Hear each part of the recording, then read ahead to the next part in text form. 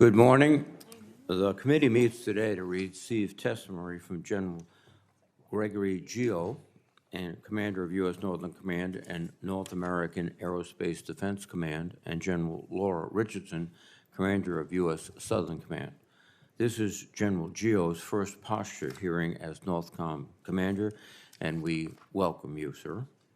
I would also note that this is General Richardson's last appearance before the committee in her current role.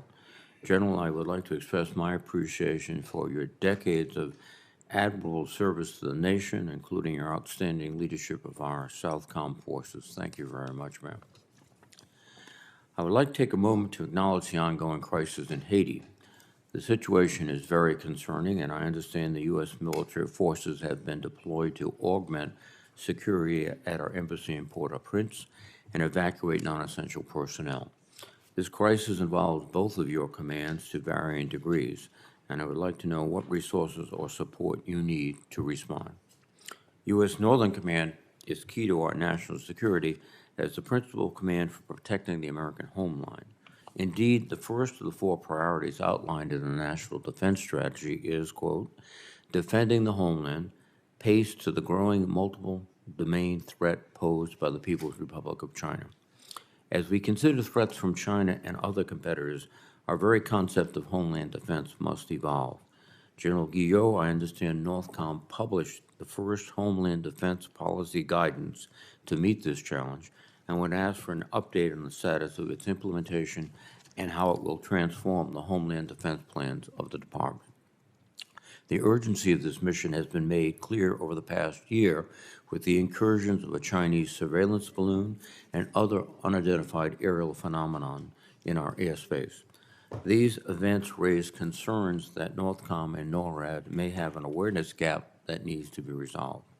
America's skies and seas must be secure to protect our citizens, and the department must pursue technologies that provide forward detection. General, I would be interested in your assessment of these potential awareness gaps and what additional tools or resources are needed to overcome them. Regionally, NORTHCOM also provides support to the U.S. law enforcement mission by helping to counter cartels engaged in drug smuggling, human trafficking, and money laundering across the southwest border. The committee would appreciate your views on the success of security cooperation efforts with the Mexican Army and Navy and what role NORTHCOM plays in supporting the Department of Homeland Security in border security operations. Turning to Southern Command, General Richardson, your command faces growing challenges from China and Russia in Latin America. The political and economic instability in the region presents a situation that our adversaries are seeking to exploit to increase their own influence. China, in particular, is expanding its presence in the region, including through investments in strategic infrastructure, such as the Port of Balboa in Panama, 5G telecommunications, and an expanding network of space tracking installations.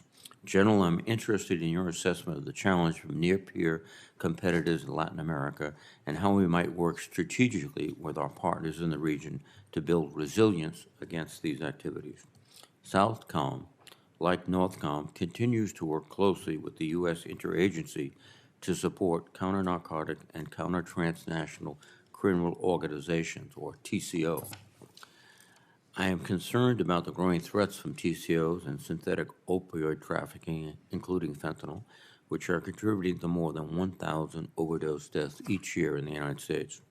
General Richardson, I would ask for an update on Southcom's work with partner nations and other U.S. government agencies in counter-narcotic and counter-TCO efforts, given Southcom's limited force posture and resources.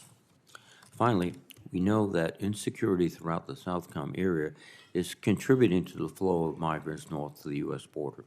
Economic instability, violence, and corruption continue to be a major source of insecurity in much of the region, especially in the Northern Triangle countries of Honduras, Guatemala, and El Salvador.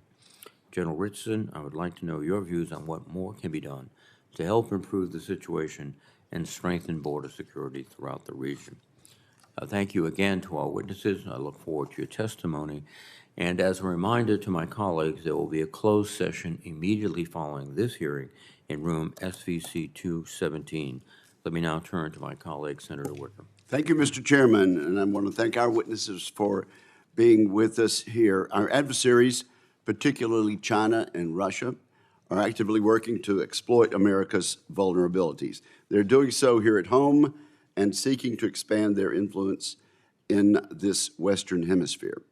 The 2022 National Defense Strategy establishes Homeland Defense as its top priority. That was a year and a half ago, but the Biden administration has not matched that goal with action. Year after year, the Biden administration has declined to fund Northcom's request for the radars and sensors it needs for proper air defense. Numerous bases on American soil remain unable to protect themselves against small drones. This presents a clear and significant vulnerability. On top of it all, our war games continue to ignore crucial domestic resilience problems that would arise in a potential conflict. The Biden administration also refuses to learn from its homeland defense mistakes. Last year, Chinese surveillance balloon lapse, the lapse of last year's defenses with regard to the Chinese surveillance balloon is a case in point. Senior Biden administration defense officials responded evasively to congressional oversight, and they leaked classified information selectively to deflect blame. The president's staff declined to conduct an internal review of the major air defense failure. They finally did so when this committee mandated it in the NDAA, as presided over by our distinguished chair. The spy balloon was a significant failure, but the most pressing homeland defense crisis is the one at our southwest border. Approximately 70,000 Americans are dying annually from fentanyl overdoses. Most of the supply is synthesized in Mexico using Chinese precursor chemicals. Then it is trafficked to the United States by Mexico's criminal cartels. The crisis can only worsen as more deadly drugs flood the market. The cartels are also executing an unprecedented human trafficking operation across our open border, and it is lucrative. The gangs are charging thousands of dollars for each person they traffic. The human tragedy is severe, and so is the risk of terrorist infiltration. As CNN reported this past summer, a human smuggling network with ties to ISIS helped more than a dozen individuals enter our country illegally. In October, 2 Iranians who were on a security threat list were caught as they tried to cross the border from Mexico. General Guillot, I recognize that many agencies have responsibility at the southwest border, but DOD is one of them. I hope you will explain how DOD's border security contributions could be improved. We also have challenges further south. I remain concerned about the growing Chinese threats in Central America and South America. The Chinese Communist Party continues to use its well-known playbook in the Southcom theater. It aggressively uses predatory economic and diplomatic practices to influence governments. Simultaneously, it sets conditions to enhance its military presence, gather intelligence, and limit U.S. access and influence. Great power competition is happening right here in the Americas. We cannot ignore it.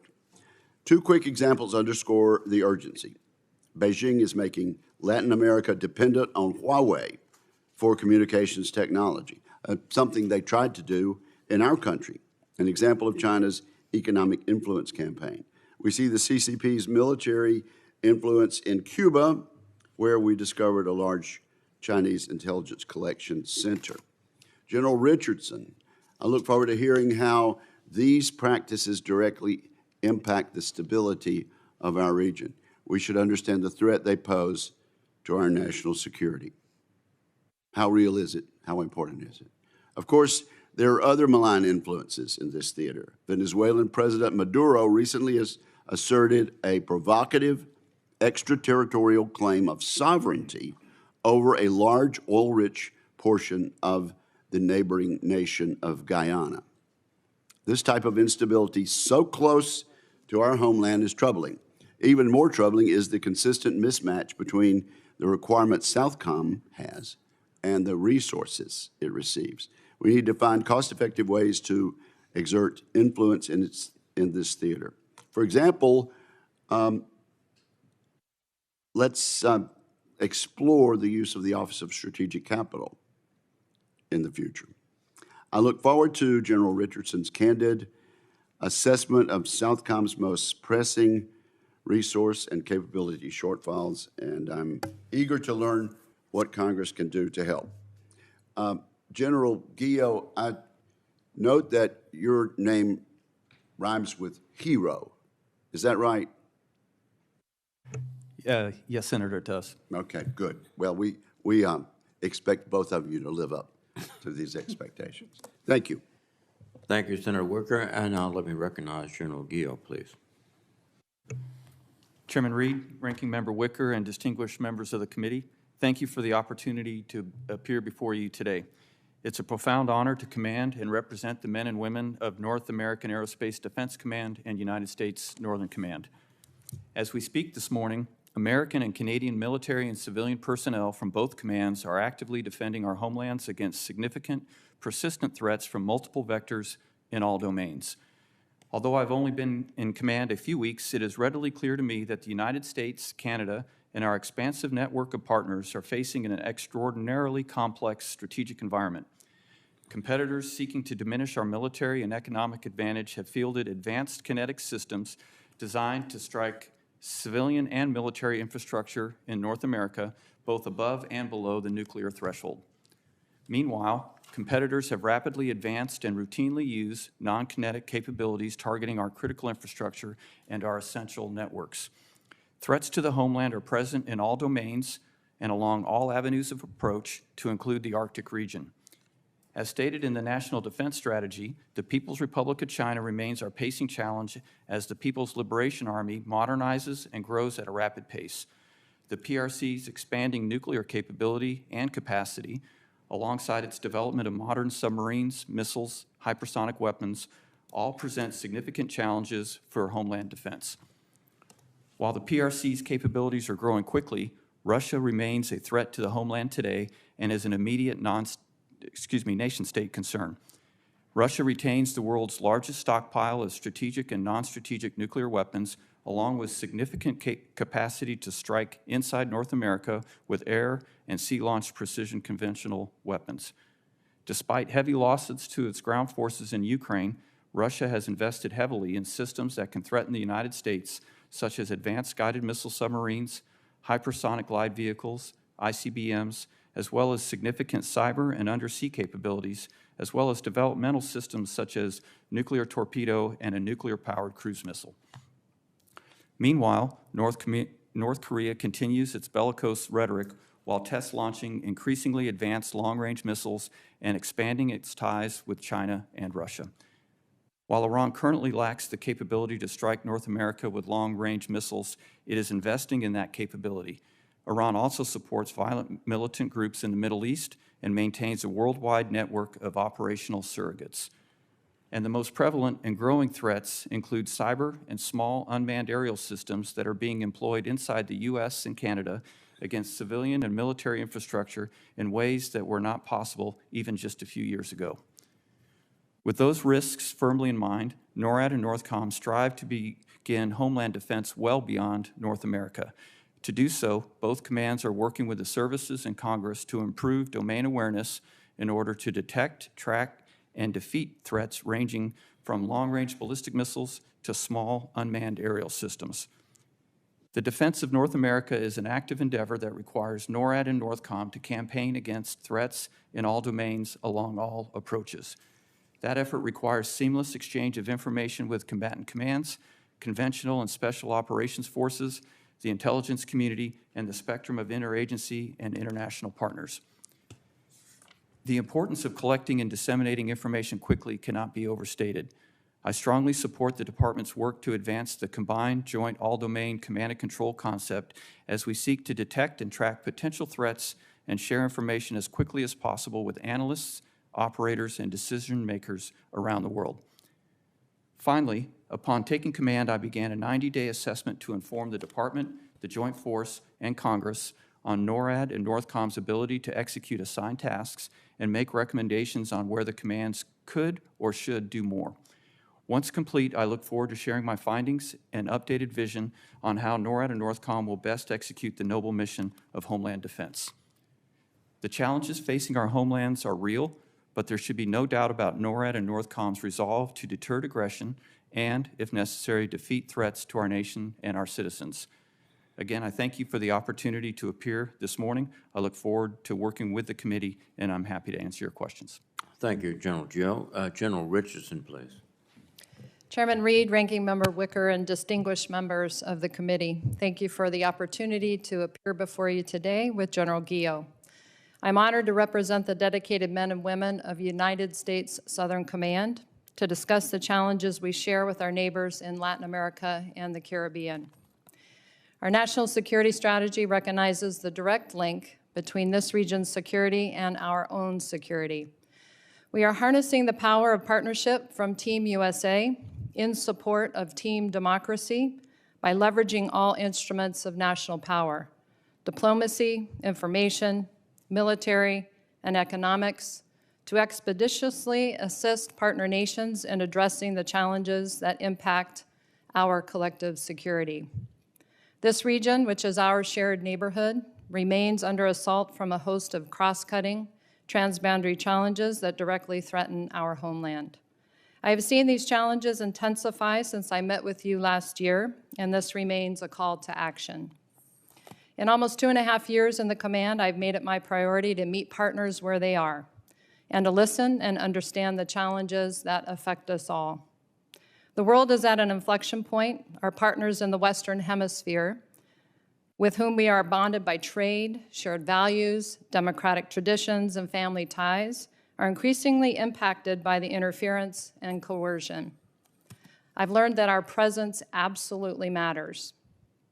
The People's Republic of China has exploited the trust of democracies in this hemisphere, using that trust to steal national secrets, intellectual property, and research related to academia, agriculture, and healthcare. The scope and scale of this espionage is unprecedented. Through the Belt and Road Initiative, the PRC aims to amass power and influence at the expense of the world's democracies. Here in the Western Hemisphere, Latin America and the Caribbean have the potential to feed and fuel the world. Understanding this, the PRC has already and is already busy extracting and exploiting. Predatory investment practices, construction of megaports and dual-use space facilities, and criminal cyber activities are just a few of the PRC's malign activities that jeopardize the sovereignty and safety of the region. Russia remains an acute threat and seeks to increase its foothold by bolstering authoritarian regimes in Cuba, Nicaragua, and Venezuela. In the last year, China, Russia, and Iran have increased their presence diplomatically, economically, and even militarily in the region. These activities undermine democracies and challenge their credibility. Both China and Russia exploit the presence of transnational criminal organizations and amplify their destabilizing impacts on democratic governments. TCOs traffic weapons, drugs, people, gold, lithium, rare earth minerals, commodities, and counterfeit goods, while contributing to the surge of fentanyl-related deaths here at home. The good news is, working with our very willing partners leads to the best defense. We must use all available levers to strengthen our partnerships with the 28 like-minded democracies in this hemisphere who understand the power of working together to counter these shared threats. The United States remains the preferred and most trusted security partner in the region. We build trust through investment in security cooperation programs that train and equip our partners, our partner military and security forces, a robust joint exercise program to build interoperability, and the development and employment of emerging technologies. Moreover, we maximize the resources allocated by the Department of State's International Military Education and Training Program, foreign military financing, foreign military sales, to build that interoperability and counterbalance PRC military engagements and investments. As the National Defense Strategy states, the U.S. derives immense benefit from a stable, peaceful, and democratic Western Hemisphere. That also reduces security threats to the homeland. U.S. Southcom continues to innovate and adapt, putting integrated deterrence into action every day. We remain committed to working across all domains with allies and partners, combatant commands, the Joint Force, the U.S. interagency, non-federal entities, and the U.S. Congress to guarantee safety, security, and prosperity throughout the Western Hemisphere. This is the work and promise of U.S. Southcom as part of Team USA in support of Team Democracy. Thank you for your assistance in resourcing this team. I would also like to recognize behind me in the audience the Inter-American Defense College class that is here today to see how the power of our United States Congress and how the Department of Defense and us as combatant commanders talk about our regions. I look forward to your questions. Thank you. Well, thank you very much. At the suggestion of my colleague, would all the students please stand to be recognized?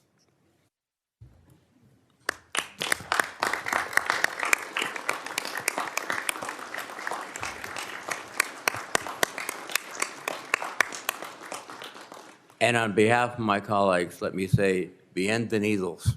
Gracias. Please be seated. General Guillot, we've had widely reported penetrations of our airspace by unmanned vehicles. Has DoD developed or defined standard operating procedures for individual base commanders in dealing with these vehicles?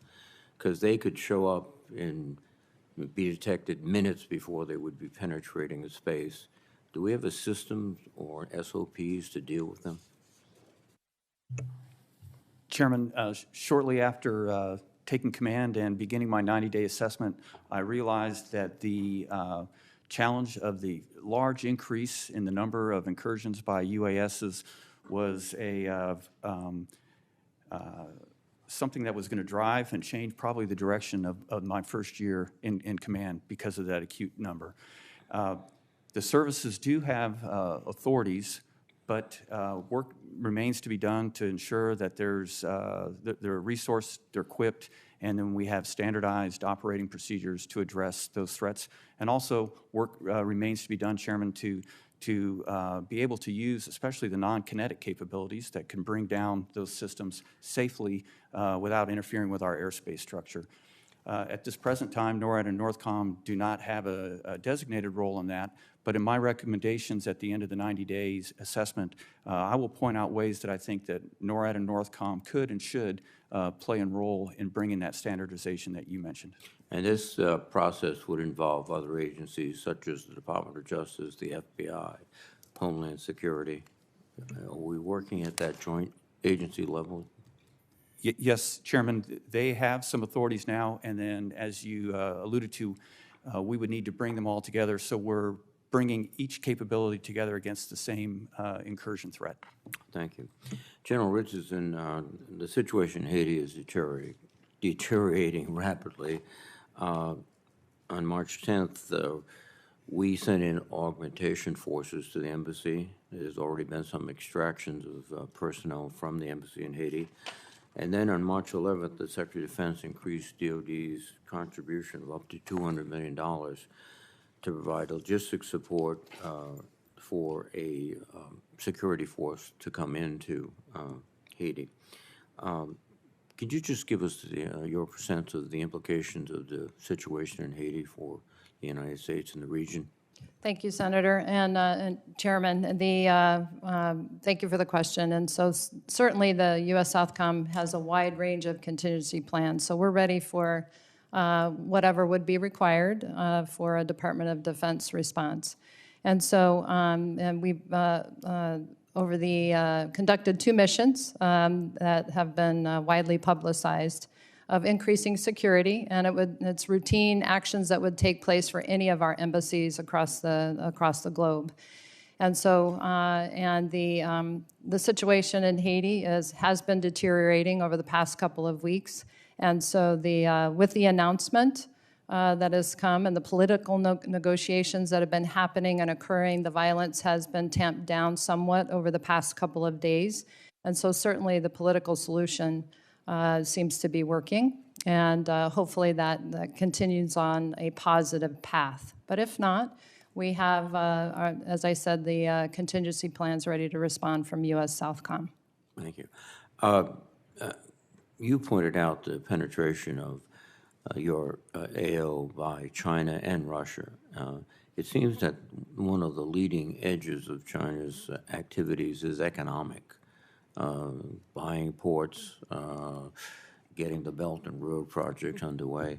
And there's one other area, too, that is their willingness or their eagerness to acquire more interest in the Inter-American Development Bank.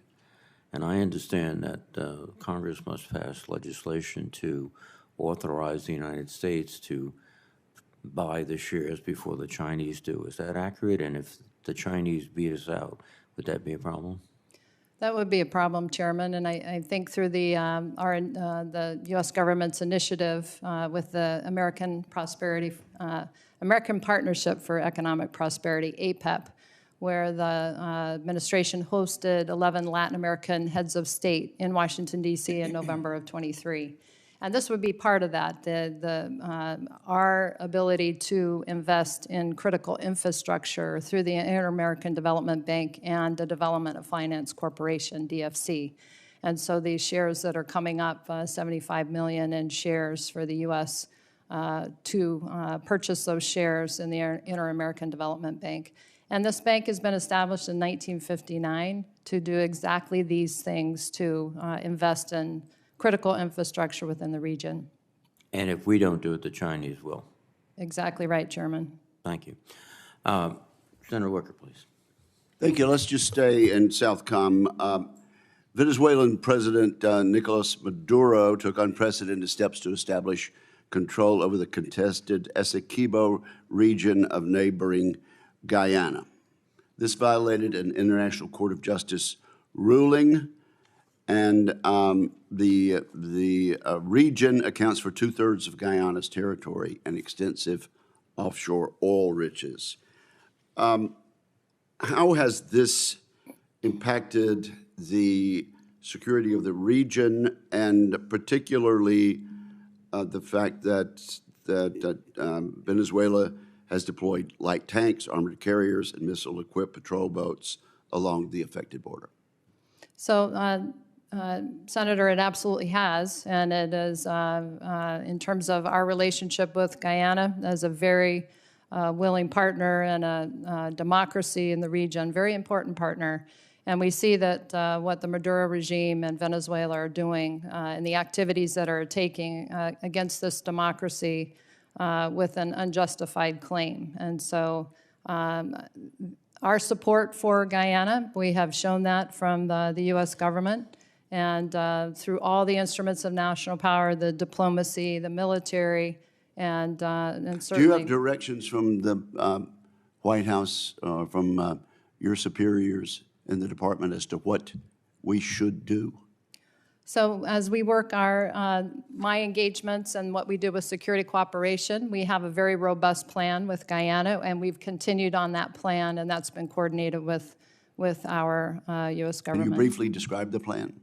And so it consists of visits by folks within my command, and the engagements that we do, the exercises, the subject matter exchanges. We've continued with all of those, not trying to exacerbate the situation, but continued on path with our regular engagements that have been scheduled, and we have not halted any of that. Is the international community assisting us in that regard? The international community is very, very much assisting, and I would say our allies, as part of our Western Hemisphere framework that we signed in U.S. Southcom with our allies that work in the region, the UK, Canada, the Netherlands, and also France. And so as we work together to coordinate our activities, they also have activities and engagements that they do in the region and are doing in Guyana, and those are also coordinated. Thank you very much. Let me switch to General Guillot.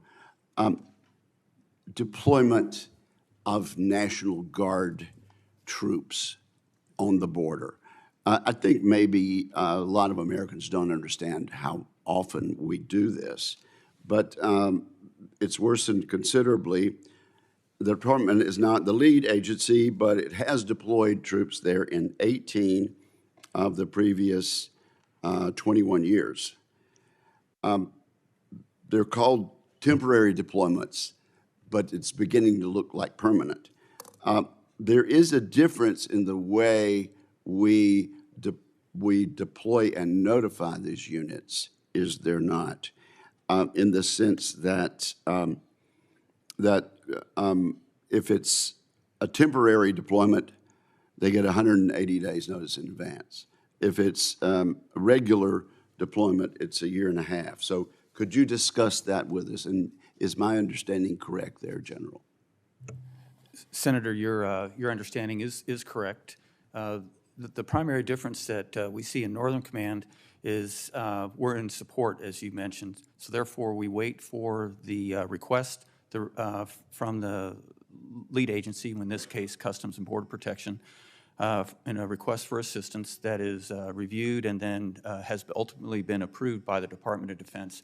And then at that point, we can start trying to match through the Joint Staff and the National Guard Bureau the correct unit to support that based on the needs that are in that request for assistance. As you alluded to, Would it be helpful if we treated it as a permanent deployment? Senator, I think more than treating it as a permanent deployment would be earlier notification of the requirements. Since those change, that allows us to tailor the National Guard force to meet the changing requirements of the Customs and Border Protection. Whereas if we had a permanent force, we might have permanently the wrong type of unit to support. However, to your point, what we've established and we must maintain is having a permanent command and control structure over there so we have continuity and predictability in how we present the forces and work with the Customs and Border Protection. Do we need to give you different authority in that regard, or is it just a matter of the department? Senator, I think we have the, I'm sorry. Senator, we have the authorities that we need. The thing that we would most benefit from, as you alluded to, is time. Time to pick and train and prepare the National Guard units that are going to go down there and support the CBP. Well, to both of you, tell us what you need. We'll try to get it for you. Thank you, sir. Thank you very much, Senator Wicker. Senator King, please. Thank you, Mr. Chairman. In my notes, since you've been talking, I've written the word gap about 5 times, so I'm going to talk about gaps. General Guillot, do we have a sensor gap at NORAD? We learn more from failures than we do from successes. What did we learn from the balloon incursion about the adequacy of our sensors, which is essentially the basis of NORAD? Senator, we learned a great deal. To the gaps, what we have is we had some gaps in the layered approach where we want to be able to detect with domain awareness from satellites down to traditional air sensors. One of the problems is low altitude, isn't it? That's right, sir, all the way down to the surface and then even in the undersea. We were able to address many of those on initiatives that were started by my predecessor, General Van Herk, by changing the sensitivity of the radars that we do have. And that has allowed us to have better domain awareness in that regime that you mentioned. However, there are some gaps that will be manifesting in the near future. Those are currently scheduled to be addressed by the over-the-horizon radar, by the HBTSS, which is the hypersonic and ballistic tracking space system. Those capabilities are essential to fill gaps that are growing because of the increased capability of the adversaries. I would suggest that that's an urgent need, given the experience that we've had, but also given the incredible militarization of the Arctic coast by Russia and the development of drone technology. All those things added together create a significant risk. I hope you can come to us with what you need, because this is something we need to do in a hurry. We can't wait 5 years to develop this capacity. Senator, I will. We also have an icebreaker gap Yes, sir. in terms of our ability to operate in the Arctic. As the Arctic Ocean opens up, it's becoming, as I mentioned, more militarized by the Russians, and a much more important body of water. It's like we've suddenly discovered the Mediterranean Sea. Talk to me about icebreakers. We only have 1.5 icebreakers, heavy icebreakers in the Arctic. That's correct, Senator, and that is we're severely outnumbered. We appreciate the Coast Guard's. Yeah, I'd say 40 to 1 is outnumbered. That's the approximate number that the Russians have. Yes, Senator, and the Chinese declaring themselves a near Arctic nation. Yeah, I noticed when when the Chinese declared themselves a near Arctic nation, my position is that Maine is a near Caribbean state. I mean, it's just logic. I share your view, sir. We do appreciate that the Coast Guard is procuring more icebreakers, but even with those, we'll be severely outnumbered, and that does limit our freedom of maneuver in that region. It's basically like not having a road to get where you need to get. Yes. General Richardson, let's talk about another gap, drugs. Since we've been sitting here, about 10 Americans have died of drug overdoses, just since we began this meeting 45 minutes ago. One person a day is dying in my home state of Maine. Do you have the capacity to interdict drug shipments coming in by sea that we know of? I've asked this question every year for about the past 10 years, and I'm afraid I know the answer. And Senator, so in U.S. Southcom, we have the detection and monitoring mission, and that is to gain the intelligence for I shouldn't drug have said, shipments. do you have the capacity? Does the country? You have the terrific capacity for intelligence and identification. My concern is, once we know about a dangerous shipment, then do we have the capacity to interdict it? And so we pass that intelligence over to law enforcement or our partner nations, and it depends on who's close enough to do that. And so in terms of the capacity, we anticipate that we're able to, of what we know is out there, interdict about 10% of the known problem, and with the resourcing and capabilities that we currently are given. I would emphasize that figure to our colleagues. We can interdict 10% of what we know of. That's inexcusable, and I don't mean it's inexcusable for you, but one of the problems that strikes me is when everybody's in charge, nobody's in charge, and you've got yourself, DEA, DHS, the intelligence community, and the problem is Americans are dying. In about every 10 days, we have September 11th. 3,000 people die in this country every 10 days, and you use the word in your testimony, assault. And that's what it is. It's an assault. But we're treating it as a kind of domestic law enforcement problem when it's an assault, and most of it is coming from outside of our country.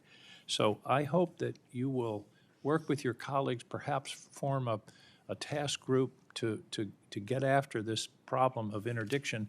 And if we don't have capacity, if we don't have enough Coast Guard cutters, or DHS doesn't have the capacity, tell us, because we can't solve a problem if we don't know what it is. We know the general shape of the problem, but you're in a position to tell us what's missing and what you can do in order to help protect this country. And Senator, I would offer that that we can't interdict our way out of this problem, and we've got to be able to go after the networks. We've got to be able to go after the drug labs. We've got to be able to follow the money and the money laundering, which is fueling this very rich environment that the transnational criminal organizations. Totally agree, and we have to talk about the demand side here and treatment and prevention. I totally agree with that, but this is a discrete problem that I think we do have some capacity to deal with. Final question, this isn't about a gap, but what is your overall assessment of the Chinese incursion into Latin America? Specifically, they've been doing this for some time, doing infrastructure projects. In other parts of the world, there's some development of buyer's remorse. that the Chinese haven't performed as they were expected, that the debt colonialism is becoming a problem. Is that occurring in Latin America, in your view?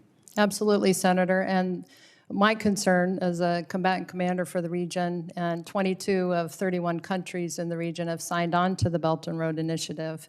But it's all investment, a lot of investment in critical infrastructure where the big money projects are. That's deepwater ports, 5G, space, safe city, smart city technology to be able to spy on the populations.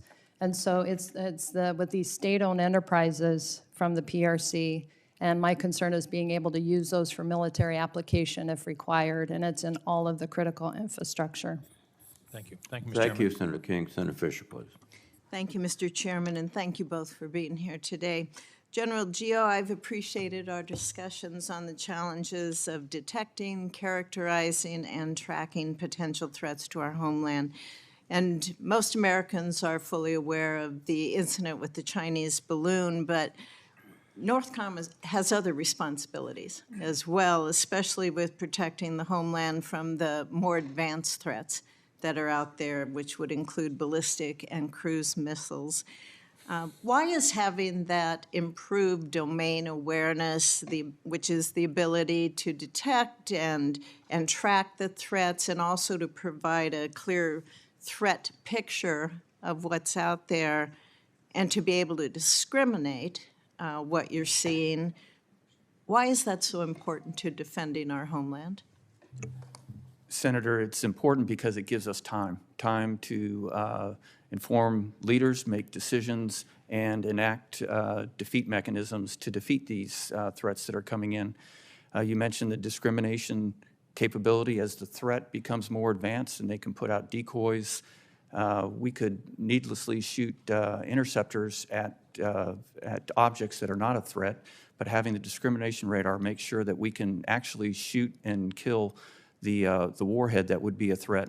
And the other thing I would quickly say, Senator, is the capabilities are growing so much by the adversary that domain awareness you mentioned needs to push out further away from our shores, detect earlier, characterize them earlier, as you mentioned, so we have more time to employ the defense capabilities that we have. Are we moving quickly enough? Senator, we're right on the edge. I think that we're moving quickly, and I appreciate all the support from this body and the services, but we can't pause at all because the adversaries, and multiple adversaries, not just one, are growing very, very quickly, and it really is at an alarming rate.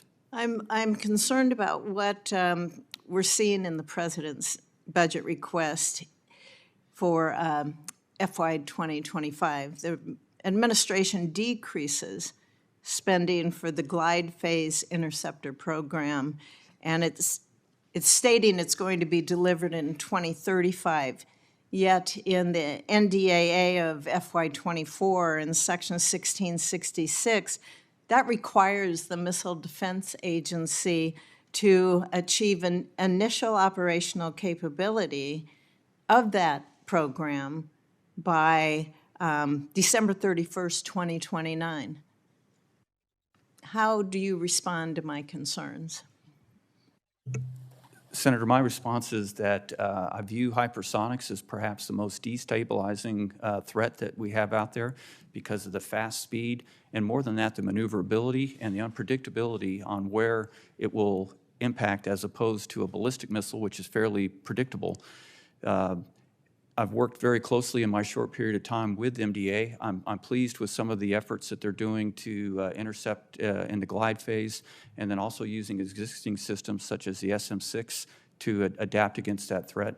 And then I'm also very pleased with what MDA is doing with the HBTSS, the satellite capability to detect and track hypersonics. You know, just yesterday, we heard from a senior analyst with the National Air and Space Intelligence Center. He told Congress that, quote, China now has the world's leading hypersonic arsenal. So given the pace that we're seeing with Russia and with China as they advance their hypersonic weapons programs, should the department accelerate the development of those hypersonic defense systems? Really, when when it is technically feasible to do so? Senator, I support moving all of our capabilities against the strategic threats that you mentioned as far left as possible based on the growing and consistently growing capabilities of our adversaries. Thank you. General Richardson, thank you for all the work that you have done and your service to this country. When we talk about China and the Belt and Road initiatives, you answered Senator King on that, but when you're looking at the longer-term strategies that China has in the buying that they continue to do in your area of responsibility, how serious a threat is that? I look at it as a serious threat because of the ability of these state-owned, controlled by the government companies. If I just take the Panama Canal and the 5 state-owned enterprises that are along either side of the Panama Canal, and that's a very important strategic line of communication. And so there are a lot of large implications there in terms of all the critical infrastructure, the deep water ports, the 5G space, safe city, smart city technology. So very concerning. Thank you, and thank you, General Guillot. You made comments, I think it was yesterday before the House Committee, or 2 days ago before the House Armed Services Committee about seeing, or the possibility of seeing in the very near future of Chinese aircraft in closeness to our homeland. I thank you for bringing that to our attention. Thank you, Senator Fisher. Senator Hirono, please. Thank you, Mr. Chairman. Thank you both for being here. General Guillot, I remain concerned about the DoD's missile defense posture, I guess you can call it, and that the DoD does not have a plan to address the current and future missile defense needs of Hawaii. And it's an issue that I have brought up with just about everybody who comes to testify from the DoD. And the 2024 NDAA directs a plan for the missile defense of Hawaii, which INDOPACOM is leading. General, your predecessor told me last year that NORTHCOM is responsible for protecting Hawaii against ballistic missile threats from North Korea, but of course we also need to concern ourselves with the missile threats, cruise missiles and hypersonics. Have you been coordinating with INDOPACOM regarding the development of the missile defense plan? Senator, I have. We work very closely with INDOPACOM on all defense of our entire homeland. And I also agree with the characterization that General Van Herk did on our specific role in that. So I have some concerns that there are so many different commands involved in the missile defense of Hawaii, missile defense in general. So we have we have NORTHCOM, INDOPACOM, SpaceCom, STRATCOM, Missile Defense Agency. Do you have some concerns about how all of you are coordinating and coming up with the kind of plan that we need for missile defense? Senator, I think that we communicate very well with each other. I think that we all understand the priorities, and so I haven't seen any place where having multiple agencies responsible for a common area presenting a seam or a challenge, but I'm very acutely aware of the potential, and I watch for that very closely. The 2024 NDAA, as I mentioned, directs a plan from INDOPACOM, so that plan is going to be presented to us, I hope, by next month, which is the time frame for that plan. So I assume that that plan will reflect the coordinated input from all of you. General Richardson, China is building a deep water port in Peru that is expected to open this November and will be the first South American port controlled by China. And this is just one example of China's growing influence in Latin America through economic ties, controlling critical minerals, and establishing port and space facilities. This presents unique strategic risks to U.S. national security and global order. General, what changes are you seeing in the region as a result of the growing influence of the PRC, and what steps are you taking to counter China's influence in Latin America? So thank you, Senator. And we have doubled down, and with the increase of funding last year from the United States Congress, us and Southcom and AFRICOM received some fence funding that went to security cooperation programs, and then also with flexible authorities. So that was extremely helpful. And it allows us to be very responsive in terms of being able to help our partner nations to counter the influence of China. And so I want to thank you for that. And our ability to be able to respond and be responsive, these heads of state are generally in the seat for one term of 4 years, so they're working on a stopwatch, not a calendar, and they're trying to show progress within months, not years. And so really appreciate that resourcing. Do you so you mentioned that we have provided additional resources. Do you think that we are doing enough to counter? Because China is, from my perspective, everywhere, and especially, of course, in the Indo-Pacific area. We know what their influences are with the Pacific Island nations, for example. So now they're in Latin America. Are we doing enough to really address all of the kind of long-term focus that China has throughout So, your part Senator, of the world? through all of the instruments of power of Team USA and bringing those together and synchronizing and integrating better, the chairman brought up the APEP, the American Partnership for Economic Prosperity, and the IDB Invest program. That through that initial program to invest in the Western Hemisphere is huge, and it's just a start. And I would recommend that is something very similar, this program, to the Economic Recovery Act of 1948, which was so instrumental in terms of the economic recovery. And I see that this economic recovery for the region, due to the impacts of COVID, what it did to the economies of the region, and now the transnational criminal organizations taking advantage of this. And so this is a first start with these 11 heads of state from Latin America that were here in Washington in November of 23 for this program that was rolling out billions of dollars for critical infrastructure investment by the U.S. government. So we are on a very good path with a third of our Latin American leaders with this economic investment. And I would say that national security rests on their economic security. And we can do more, and through this program, if we can build this out, we would be on a good path with our partners in our shared neighborhood, so close to our homeland. Well, that aspect of working with our Latin American allies, I think, is really critical, because that's what we're doing in the Indo-Pacific area. Could I just ask one more question relating to some questions from Senator King? Keep it short. I'll keep it short. You mentioned that regarding the interdiction of drugs, that it requires us to really pay attention to some other aspects, such as going after these criminal forces.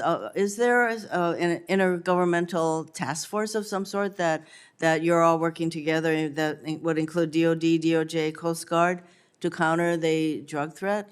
We are working together. I would say that there needs to be more focus, more resourcing on this particular grouping to get after the problem sets. And I would say from the money laundering to the drug labs, and following where not just the small semi-submersible that's loaded with counter narcotics, but actually getting to where it's produced and getting in there. And so the work that we've done in Colombia has been very effective. But the amounts are only increasing, and so we've got to figure out, we've got to follow this money, and we've got to get after these TCOs as a holistic, more filled out, robust program. Thank you, Mr. Chairman.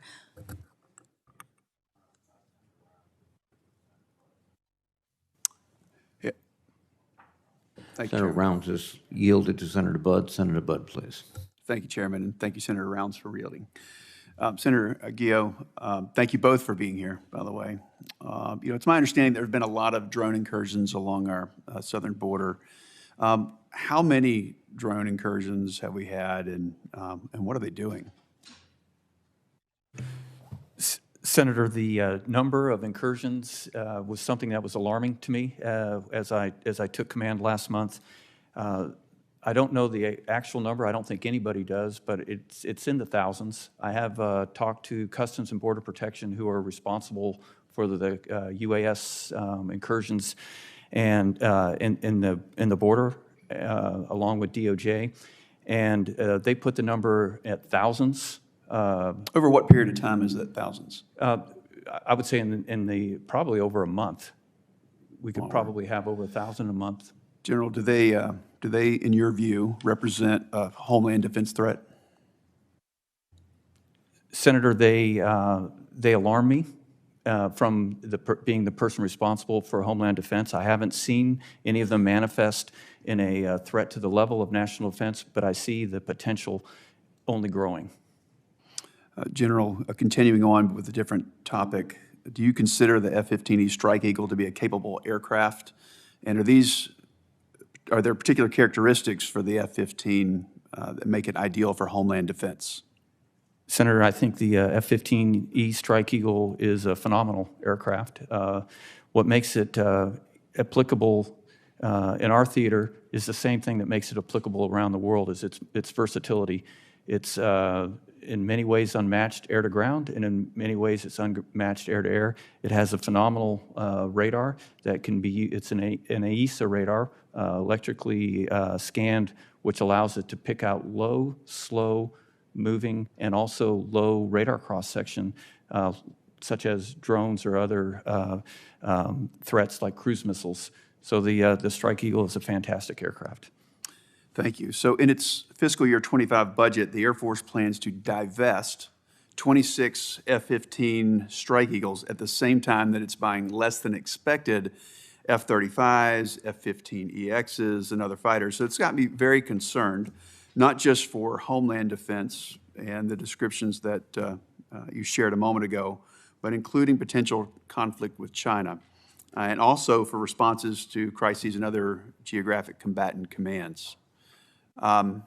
So if you would agree to keep your eye on that and share with us concerns as they arise related to the F-15. I will, Senator. Thank you. So changing topics, General Richardson and General Guillot both. You mentioned TCOs just a minute ago, General Richardson. Like the Mexican drug cartels, they often move not just drugs and lethal fentanyl, but they move people. So many of these activities proceed without interruption in both of your areas of responsibility. Section 1068 of the fiscal year 2024 NDAA requires the Secretary of Defense to submit a plan for coordinating with defense partners in North and South America and supporting interagency departments and agencies to counter human trafficking, including human trafficking by these TCOs. So have either of you been consulted on developing that plan? General Richardson, we'll start with you. So, Senator, we work migration every day in United States Southern Command, and for this past year, with the trilateral agreement that the United States government signed with Panama and Colombia. So we're very aware of the migration. General, if I may, beyond just general awareness, Secretary of Defense is required to submit a plan for coordinating with defense partners. Are you working on that plan? I am not specifically working on that plan for the Department of Defense. The OSD and the Joint Staff will be working on that plan. Thank you. General Guillot. Senator, the same answer. We are not working directly. We're in support of the department. You know, that's not to you, but to the Department of Defense and the Secretary. That's disappointing. So I'd like to follow up with both you and the department on this to make sure that that begins to get implemented so we can begin stopping the illegal flow of deadly fentanyl and other drugs and the tragic trafficking of humans. You know, that's big business for the cartels, and it's contributing to instability in countries across our hemisphere. So what efforts beyond that plan, since that's not yet being developed, what efforts are already underway with you or your partners to address human trafficking? General Richardson. Thank you, Senator. And I'm not aware that the report is not the report could very well be well along its way. We're just not actively working on it from our levels. And a lot of times the Joint Staff and the OSD will work those things to allow us to continue to execute our daily missions. But we are working very closely because I have the Darien in my AOR, which is a huge human trafficking area. And you're exactly right in terms of the transnational criminal organizations have only gotten more powerful, over $300 billion annual revenue business. They traffic humans, drugs, gold, lithium, all kinds of counterfeit goods, and so only getting more powerful. And so the work that we do, the Colombian military and their Operation Hefesto to go after the criminal networks that are doing these criminal activities, as well as the Panama, Senafront, and Sanan border forces that are going after the criminal networks in Panama. In the interest of time, Chairman, I'll yield, but I would love to continue discussions, perhaps offline, about your efforts in regards to human trafficking in NORTHCOM. Thank you. Thank you, Senator Budd. Senator Kelly, please. Thank you, Mr. Chairman. General Guillot, General Richardson, great to see both of you. General Richardson, yesterday we were talking a little bit about Haiti and the situation on the ground being chaotic, gangs running rampant in their capital. And this week, the Prime Minister of Haiti announced he would resign, and then Kenya paused the agreement to send 1,000 police officers until a new government would be put into place. Southcom has successfully airlifted embassy staff out of the country, but a number of Americans still remain in Haiti, and some may be looking to leave. Some are concerned that the U.S. has not initiated a non-combatant evacuation order, a NEO, to get Americans out of Haiti. General, have you been tasked to operate an evacuation? So, Senator, as part of the wide range of contingency plans that U.S. Southcom has, we are ready for a NEO activation if required, and have other plans ready to go, as we always do, and keep those plans refreshed over and over. So we're ready at any time for any type of crisis. And are you doing, so you say you're ready now, but are there any additional preparations in the event that this becomes a necessity? I think the two missions of increasing the security at the embassy and a little bit of my capability as well, expanding that, is the platform that we would use if we need to expand from there. And so we put in all of the necessary measures and that are necessary for any of the plans to be activated. So it would be true to say that there's mission planning currently underway in case you have to do this? Senator, we always do mission planning in the military, so absolutely. Well, thank you. Thank you, General. General Guillot, just on Monday morning, I got back from a trip to the Arctic where I was able to see firsthand some of the efforts by the Navy to pursue our Arctic strategic objectives. And the Arctic is an area of concern and a great example of the intersection between defense policies, climate, and strategic partnerships. Melting ice is making the Arctic more accessible to everyone, including Russia and China. It's rich with oil, minerals, fishing, other natural resources, and we have to ensure that a free and peaceful Arctic benefits the United States and our partners and allies. Russia seeks to use the Arctic as a staging ground for power projection, in addition to its being a critical defense and deterrent for their homeland, but they also seek to control the region. We've made real progress in combating Russian influence in the Arctic over the last year, with Finland and Sweden joining NATO. Now every country with a border on the Arctic is part of NATO, with the exception of Russia. And we must not miss this opportunity to advance our interests in the Arctic while Russia is focusing on their illegal and brutal invasion of Ukraine. General Guillot, I'd like to hear in more detail what you think the U.S. and NATO strategy should look like in the Arctic. Senator, first, thanks for visiting our forces up there during ice camp. As you alluded to, it's an extremely important operation that demonstrates our capability up there with the submarines and the LC-130s and all the other aircraft and forces. As far as what we could do or should do with NATO in the Arctic, you described exercises that we're doing on the, I'll call the Alaska side, or the 10 o'clock approach. We've also had some success working with NATO and European Command on the 2 o'clock, the Northeast approach. Just last week, for the first time in over 2 years, the Russians sent 2 Bear bombers down along that avenue through what we call the GEI-UK gap, Greenland, Iceland, and the United Kingdom, approaching the Canadian and the United States air defense identification zones. I haven't seen this activity in over 2 years.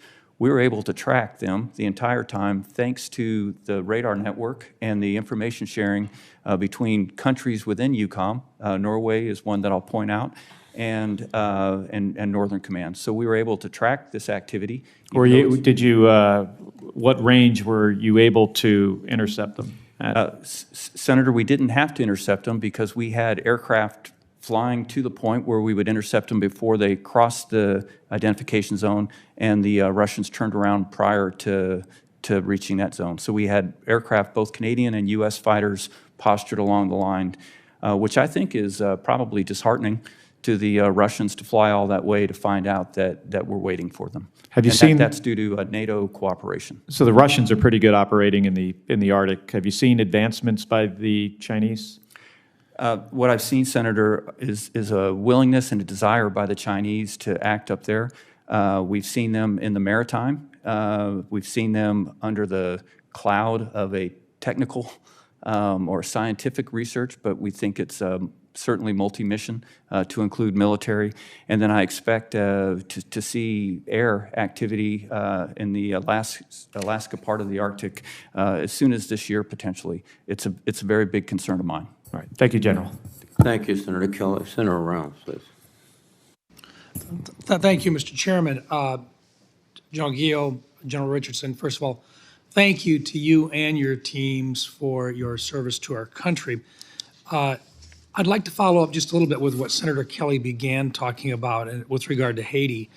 And so, General Richardson, it seems to me that it rather surprises me that there may not have been any advance notice requesting additional or follow-up with regard to the possibility of a NEO operation in Haiti. Wouldn't that seem to be kind of an advisory that would be appropriate if you receive something, at least from the administration, indicating that it's a possibility, and that wouldn't that maybe give you the opportunity to notify those individuals responsible for providing you with the resources necessary to do your duty, to be ready to go? It doesn't seem to me that they can be on high alert all the time. Could you just expand on that a little bit, please? So, Senator, I didn't mean to give the perception that we're not ready or that nobody's asked us to be ready or anything like that. We have been discussing that and talking about that, and I have been talking with our Joint Staff, our Chairman, and our Secretary of Defense over the past 2 weeks about all of the range of plans that we might have to do: an evacuation, a NEO, a mass migration, all of those things. And then so those missions of extracting some non-essential personnel from the U.S. Embassy. It's not just a matter of being ready to fight tonight as much as, yeah, we are aware of it and we are doing some pre-planning just in case the call is made. Absolutely, Senator. Okay. We are ready to go. We have all of our plans ready to go. Okay, thank you. And then also, I noted with regard to discussions earlier here about the transnational criminal organizations, the drug cartels and so forth south of our border. Both of you have some responsibilities with regard to whether it's in other parts of the NORAD command or SOCOM. Just a reminder once again that under the NDAA, we've already authorized the use of our cyber teams to be able to find out in advance and to know who these people are, where they bank, how they communicate, and so forth. So hopefully we will not just authorize, but now we will fund that part of the operation so that we can assist those countries who want our expertise in finding out more about these organizations, that is available to them, and simply that it is available to you for your use.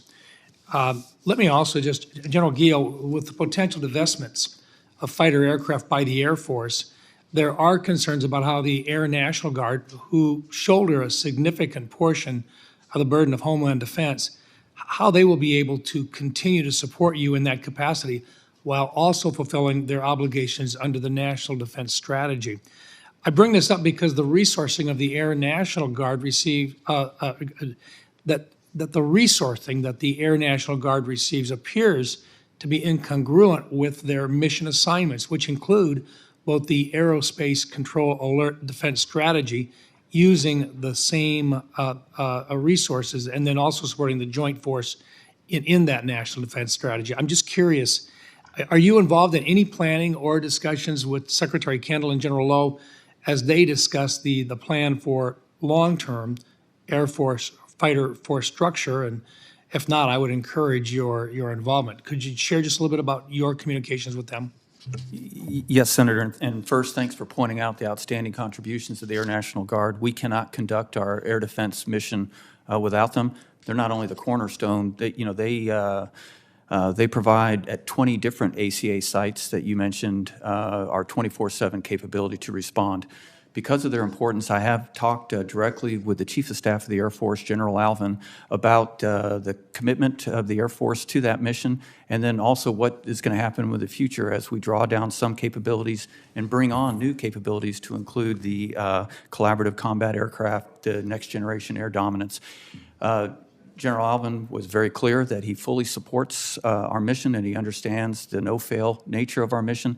And then he invited me to be a part of the future discussions on how they incorporate these capabilities. Excellent, because we have to be able to incorporate the Air Guard, and they've got to have the resources to do that successfully.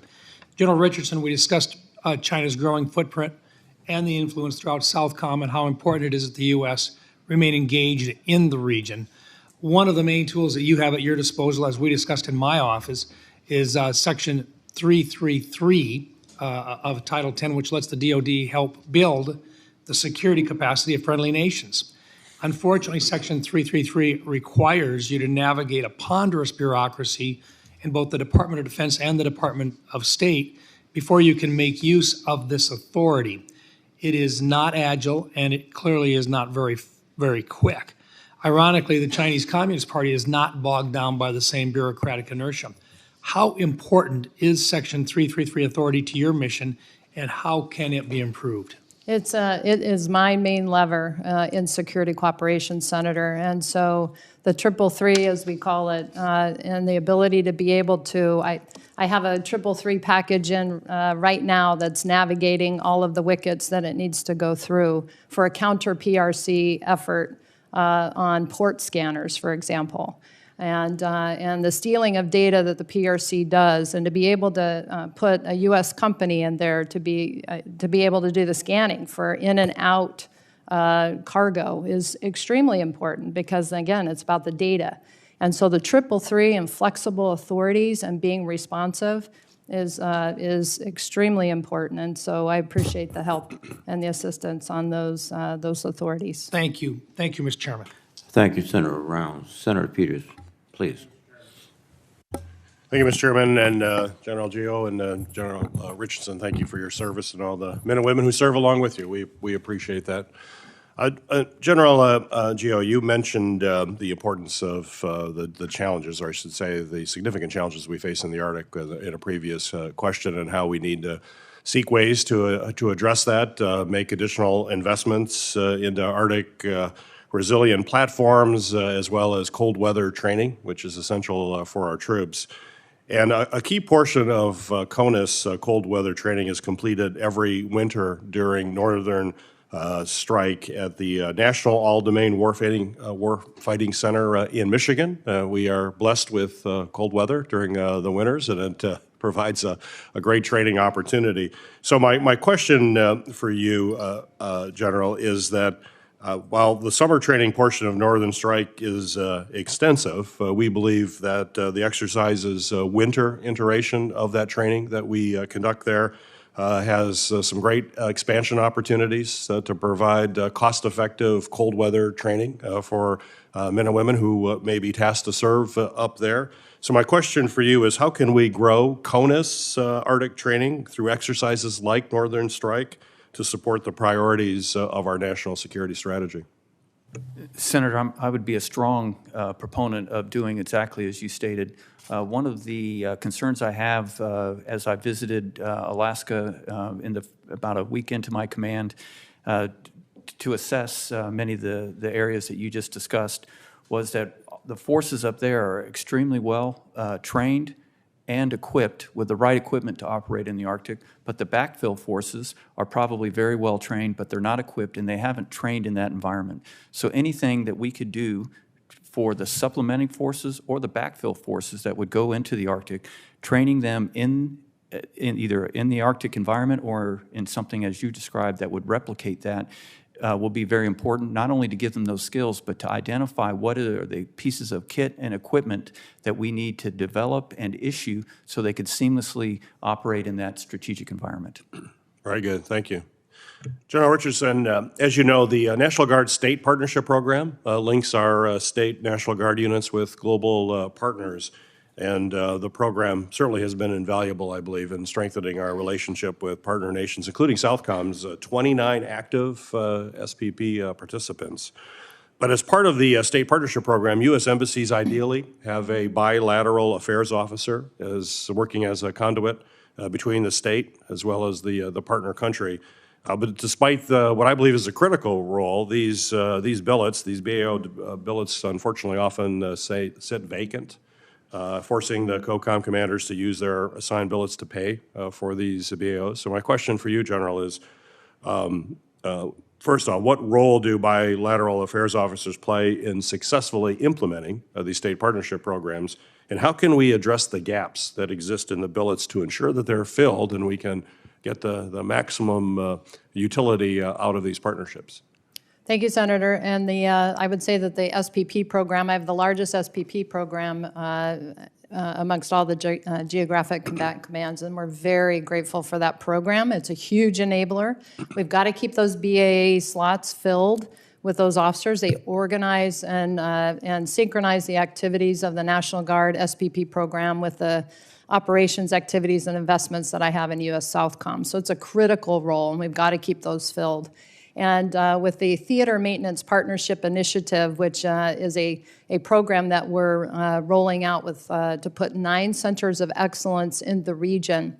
And this is partnering with the partner nation militaries and their military academies with program of instruction to teach and train maintenance and the culture of maintenance, but it's a tactical level program all the way up to an operational level into the ministries of defense, where you can anticipate logistics and teach logistics and that culture of maintenance to keep equipment ready and increase the readiness of capability for these partner nations.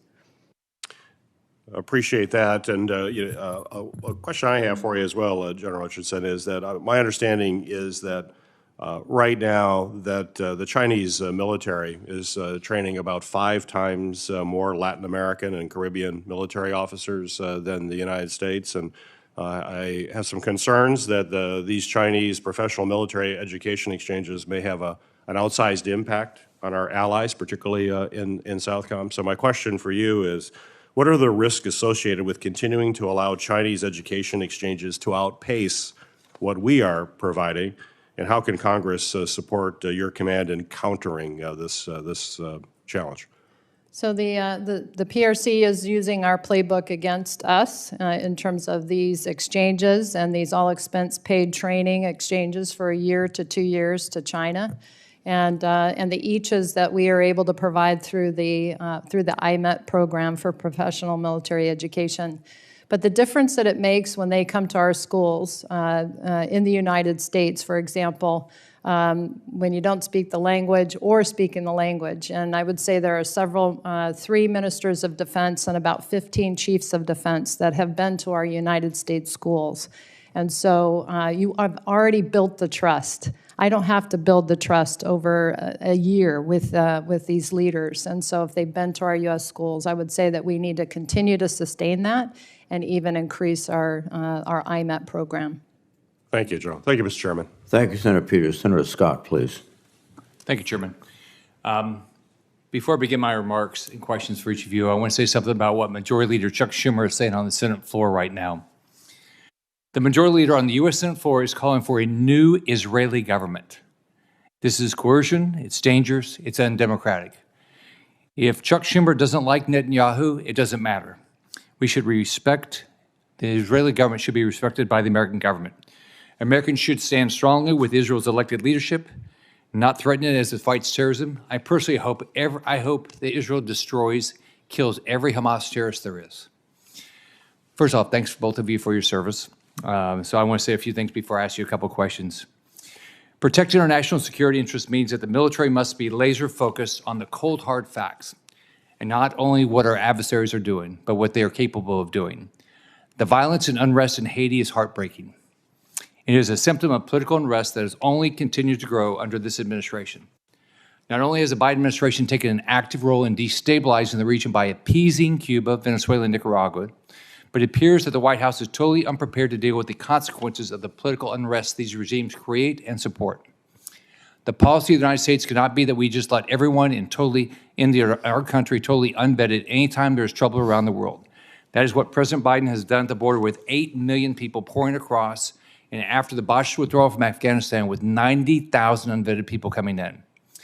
Not only does this administration open the floodgates for people who don't know anything about what we believe in to come to our country, President Biden and Democrats at every level of government then give these individuals cash, phones, lawyers, and everything else paid for by the U.S. taxpayer. The entire Biden administration can be summed up as this: Biden creates a magnet for illegal immigration here, appeases evil regimes, then forces the American people to pay for the unrest, humanitarian crisis, and mass border crossings that result. It doesn't work, and it can't be our answer to the chaos in Haiti. It's also worth knowing that all of this works to the benefit of our adversaries, like China, Russia, and Iran. Our enemies thrive on our chaos. These evil regimes are working every day to expand their foothold in the Western Hemisphere and increase the ability for their proxies to threaten the U.S. and destabilize the region. For Southcom, we see Iran infiltrating the region and Communist China using initiatives like Belt and Road to spread their influence and saddle poor countries in Latin America with massive debt. For Northcom, we see Russia and Communist China using unconventional warfare, especially cyber attacks, going after our supply chains or taking advantage of the open border. We are even seeing our adversaries undermine U.S. security while expanding their reach in places like the Arctic, bringing their militaries closer to the U.S. So I have a couple questions. General Richardson, let's start with Haiti. The people of Haiti have reached a breaking point. Florida families, we have a lot of Haitian families in our state, are compassionate, but they're worried about how this instability in the region, to not only include Haiti, but all of Southcom Theater, could possibly stroke a mass immigration event in my state. I spoke with the Coast Guard last night. I'd like to hear from you. What is your plan to address the possibility of a mass migration event, which may not only impact Florida, but also our bases within the Caribbean? What are the options available to us with DoD assets and capabilities? So in terms of the mass migration, we did we have our contingency plan at U.S. Southcom, and we did a terrain walk last summer on Naval Station Guantanamo Bay. And that was with all of the interagency to walk through all the processes and ensure that all the steps that are necessary to take place are actually in place. Everything is refreshed, the equipment, everything is ready to go. And so as we work through all of our contingency plans, I assure you that U.S. Southcom, the Department of Defense, are ready to go. Second question for General Richardson. I worked on, and a lot of us worked on getting a dual use amendment for Homestead Air Force Base in the fiscal year 23 NDA. This base allows us to project power in the hemisphere where our enemies, China, Russia, and Iran, as proxies are present and they're active. I asked Air Force leadership about the future of Homestead and having a permanent flying mission at the base. General Brown assured me that he was committed to having a platform operate out of Homestead. Can you talk about the strategic value of the base and why we need it? So Homestead Air Reserve Base actually is a great staging platform. When I was in Northcom in my previous job as the Army North Commander, we staged out of Homestead for the response into the Bahamas for the damage that was done by Hurricane Dorian. We launched our missions. My special operations, my theater special operations command is at Homestead Air Reserve Base, Sauk South. And so being able to, and we staged our 2 missions that we conducted into Haiti this past week from Homestead. And so the ability for the Department of Defense to have Homestead as a staging base in South Florida to be able to jump to respond to humanitarian assistance and disaster response type activities is very hugely helpful. Thank both of you. Thank you, Senator Scott. Senator Kane, please. Thank you, Mr. Chair, and thanks to our witnesses for your great service. General Guillot, I want to begin with you. My colleagues and I on this committee have recently discussed installation security with respect to drone threats at bases in the United States. Recognizing that we're in an unclassified setting, what can you tell me about how Northcom is addressing this issue, and with what partners are you working this challenge? Senator, Northcom, as part of my 90-day assessment, to tell the truth, the counter-UAS mission has dominated that so far in the first month.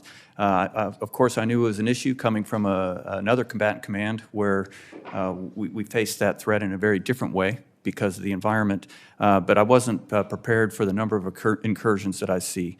I've gone into the events at Joint Base Langley-Eustis, and I'm using that as the centerpiece of my 90-day assessment to see where NORAD and Northcom can and should do more as this merging capability outstrips the operational framework that we have to address it. And can you talk about other partners that you're working Yes. with? Because obviously there's sort of a law enforcement component of this. So who else is working with you on this problem set? Yes, sir, absolutely. So primarily Department of Homeland Security and Department of Justice along the border have the primary responsibility. That's who I'm working with there. In the interior, it's the services that have the responsibility for defending their bases. So working with each individual service, and then also, again, Department of Homeland Security and Department of Energy for specific critical infrastructure locations. Those are the primary ones that I'm working with. Thank you for that. Now a question for both of you about FMS. The importance of FMS was mentioned by General Kurilla last week. General Guillot, you mentioned it in your written statement. General Richardson, you and I talked about it a little bit last week when we were together. The FMS programs not only increase interoperability and strengthen partnerships, but can help reduce our partners' reliance upon strategic competitors as well.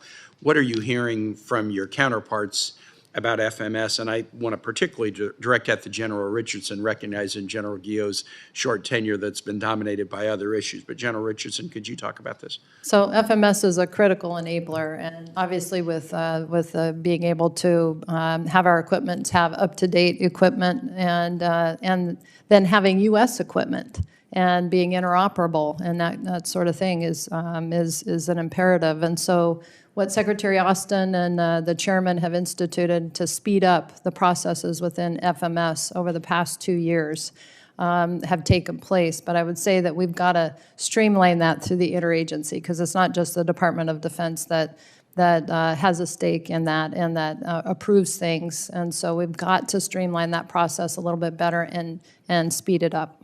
We talked last week in my office about the potential synergy between the state partnership program that Senator Peters was discussing and the theater maintenance partnership initiative.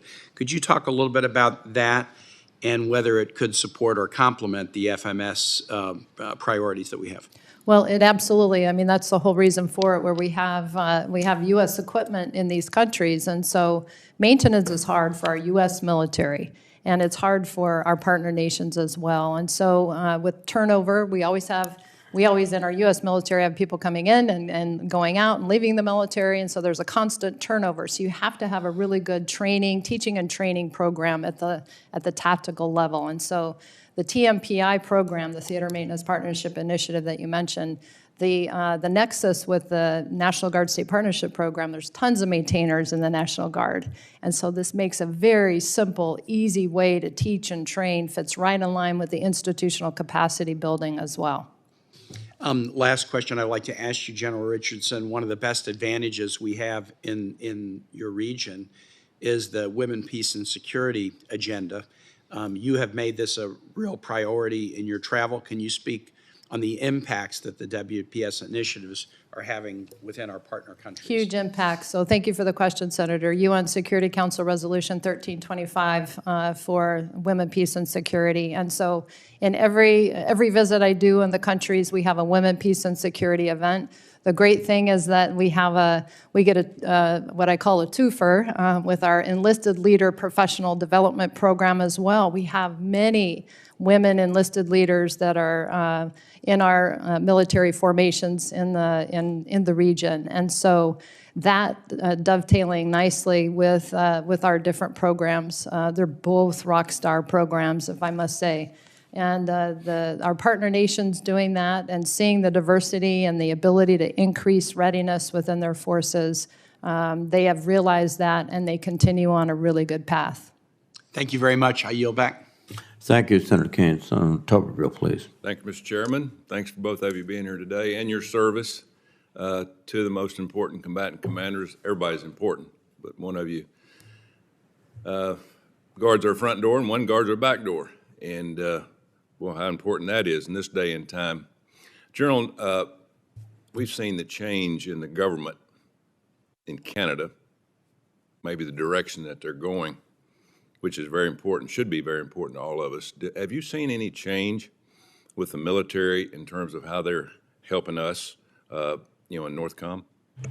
Senator, on the first day of my command, I met with the Minister of National Defense, Minister Blair, and the Chief of the Defense Staff, General Ayer, in Colorado Springs, and we talked about Canada's commitment to NORAD and NORAD modernization. And they told me at that time that they were committed with funding aligned for over-the-horizon radar, F-35, P-8, and MQ-9. All those systems will immediately have benefit to us in the Homeland Defense mission that we share in NORAD. And so since the first day, I've seen nothing but strong commitment from our Canadian partners for modernizing NORAD and working together to defend our homelands. Great, that's good news. What about the border? You get any pushback from the border, northern border? We hear a lot about the southern border, but the northern border is very important. We hear a lot of people are coming, especially terrorists, to the northern border. If you had any conversations with any of your counterparts there? Senator, I have. Although the Customs and Border Protection and Homeland Security have not requested DOD or NORTHCOM support on the north border, it is something I watch very closely for a number of reasons. One is the potential threats entering our country through the north, and I have frequent discussions with CBP and with the intel community to see if there are any threats that are coming through. And then, of course, it's a shared border with a strong partner like Canada. So on the from mill to mill with Canada, we talk about it. So it's something I watch. So you're getting cooperation? Absolutely getting cooperation and keeping a strong sense of situational awareness on the activities of the northern border. Thank you. General Richardson, Panama Canal is one of the most important resources for us in Central America. Give us an update right now on that. If we had some kind of conflict all over the world, would we be able to use the Panama Canal? We have a very strong partnership with Panama, and that only continues to improve. But my concern are the PRC state-owned enterprises that are along either side of the Panama Canal, the five.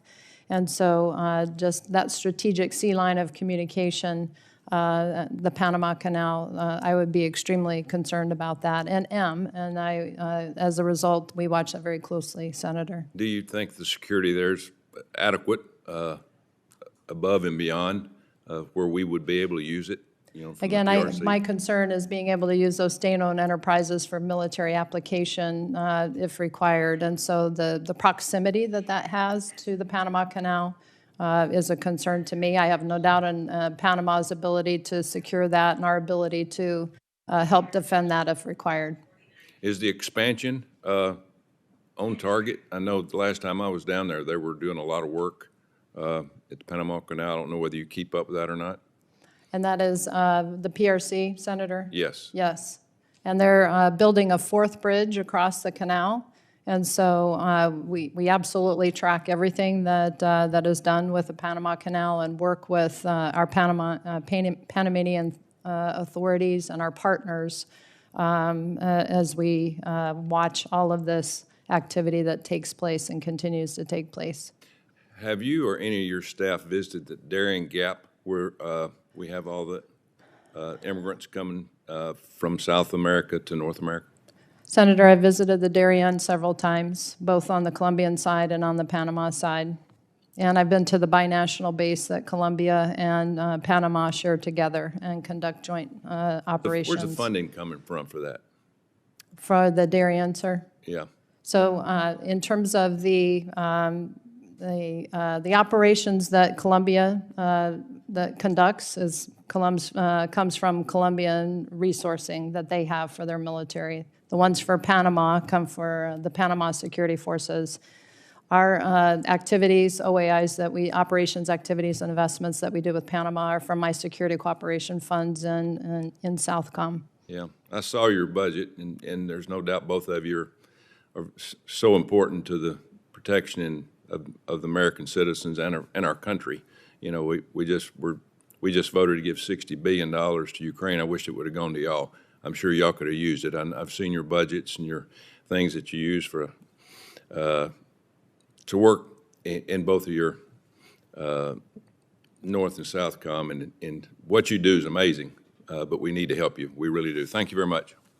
Thank you, Senator Tuberville. Senator Rosen, please. Thank you, Chairman Reed. Of course, Ranking Member Wicker, for holding this hearing. I'd like to thank General Guillot and General Richardson for testifying today, and of course for your service to our nation. Really appreciate it. I'm going to hit a little bit on countering Chinese and Russian forces, because as Russia continues its war in Ukraine and China acts with increasing aggression in the Indo-Pacific, both countries are also taking steps that pose a direct threat to our national security right here at home. And so, General Guillot, how can NORTHCOM adapt its force posture to proactively deter and respond to the increasing presence and capabilities of Russian and Chinese assets off our coast and actually within North America? Senator, the best way for us to counter them is to have presence of our own. So the execution of exercises, patrols in all domains, extremely important off all of our coast, primarily focusing right now in the region of Alaska because of the number of incursions by Russian aircraft, and then the number of maritime, the strong presence that both the Chinese and the Russians have there. And the same thing applies on what we call the 2 o'clock approach off on the northeast, making sure that we have presence there. That's what I think is the best way to counter. And then part of that presence being exercise, a strong exercise program, multinational, a lot of partners showing that we have the resolve to defend that most strategic area. Thank you. I'm going to move on again, General Guillot, on talking about cybersecurity, because this is a big part of our homeland security system as well. So can you talk to us about how NORTHCOM is currently addressing cybersecurity threats to the homeland? You're talking about other kinds of posturing. And in your opinion, could the creation of a new subordinate unified command specifically responsible for defensive cyber operations could ensure a better comprehensive and actually a cohesive defense posture against our cyber adversaries? Senator, in my previous response, I should have mentioned cyber, because it is the most prevalent and consistent threat that we see on a daily basis. You know, sure, we see the maritime and the air occasionally, and they're important, but every day we have state actors, including Russia and China, that are attempting to get on our Department of Defense networks. The strength that we have through Cyber Command in detecting and defeating those threats is what's keeping us operational. Northern Command's role is first and foremost to protect the systems that we use inside our NORAD and NORTHCOM to operate. And we have 4 different networks that we protect. Beyond that is anything with the Department of Defense nexus, we work with Cyber Command to make sure that all of those are addressed.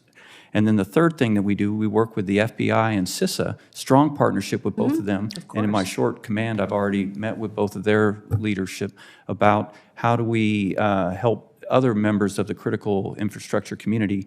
And if they need DoD support, it is synchronized and presented through NORTHCOM to protect them. For your question about a separate command, I would need to look into it, but my initial responses would be that in the 2 combatant commands in which I've served, the relationship and support from Cyber Command has been phenomenal. And I would really hesitate to do anything that bifurcated or separated them from their seamless ability to do operational offensive cyber and defensive cyber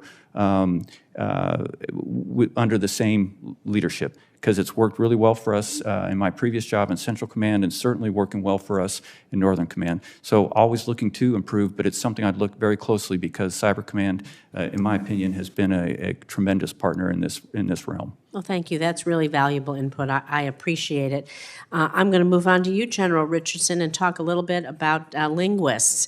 And with the Department of Defense increasingly making investments focused on countering the People's Republic of China, do you have concerns regarding a lack of language expertise for countries in the Southcom area of responsibility?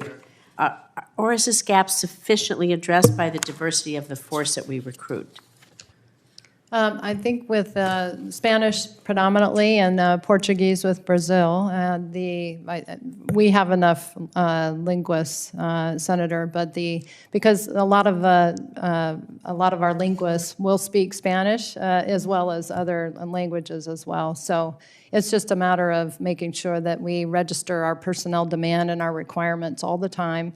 That this region is important, and that we got to keep these positions filled.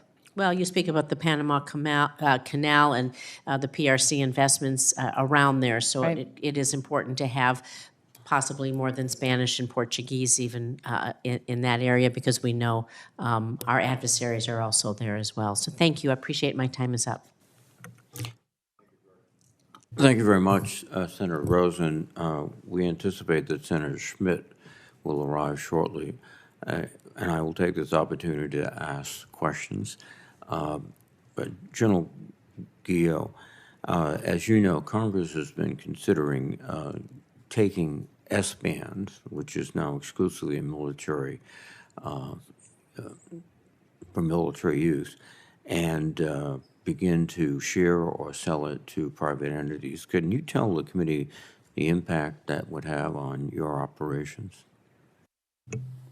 Senator, sharing or yielding the spectrum between 3.1 and 3.45 gigahertz would have a significant impact on our homeland defense systems. And is there a possibility of sharing? I know some folks have come back and said that we can use it mutually. Is that something that you could do?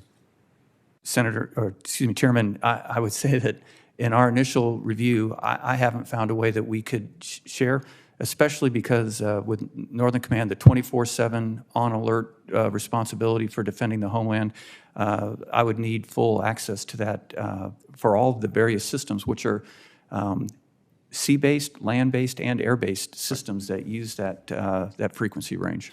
And I would assume, too, that in any sharing arrangement, there would be a period of time where some of your systems could not effectively operate as they modified themselves. Is that fair?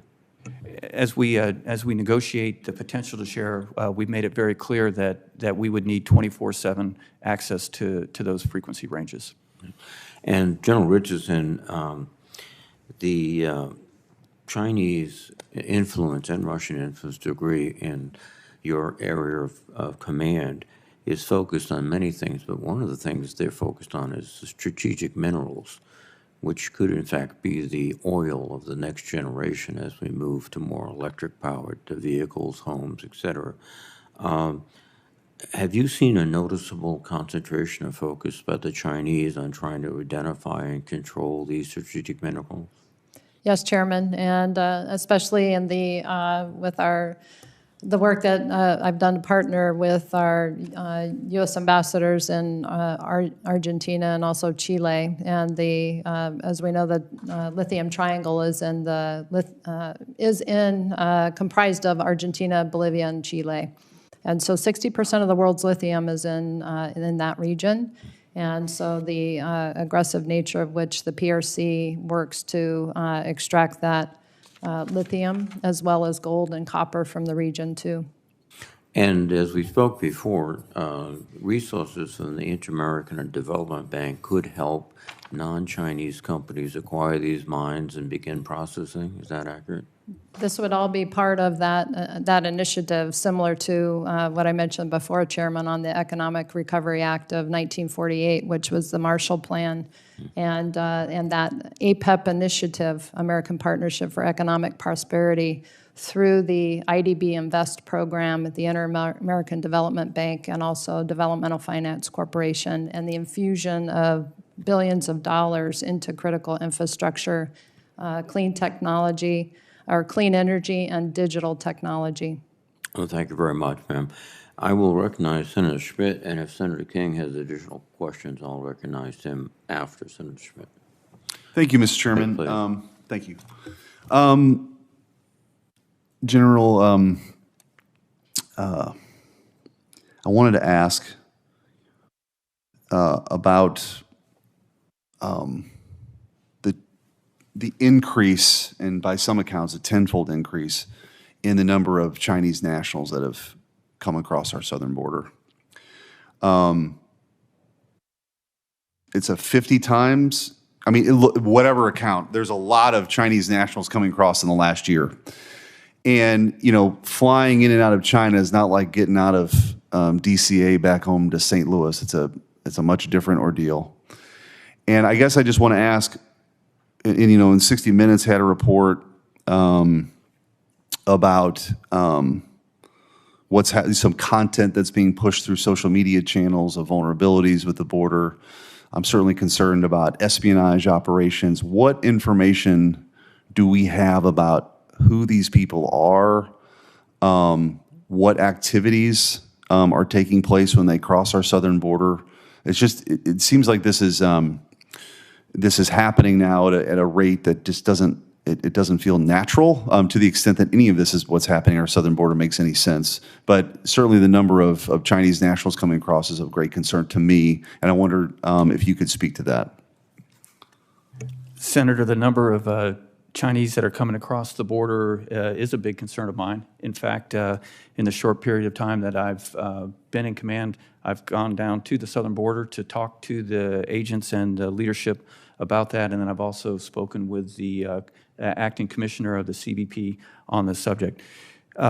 What concerns me most about specifically the Chinese migrants is, one, is that they're so centralized in one location across on the border, and two is while many may be political refugees and other explanations, the ability for counterintelligence to hide in plain sight in those numbers. So therefore, we have a very strong and robust relationship with the interagency intelligence community, and I receive frequent briefings in the headquarters on the disposition of who has been apprehended and the potential of that threat that you described. Do we have any, and if some of this is in a closed setting, I'm happy to, but what kind of coordination is taking place here?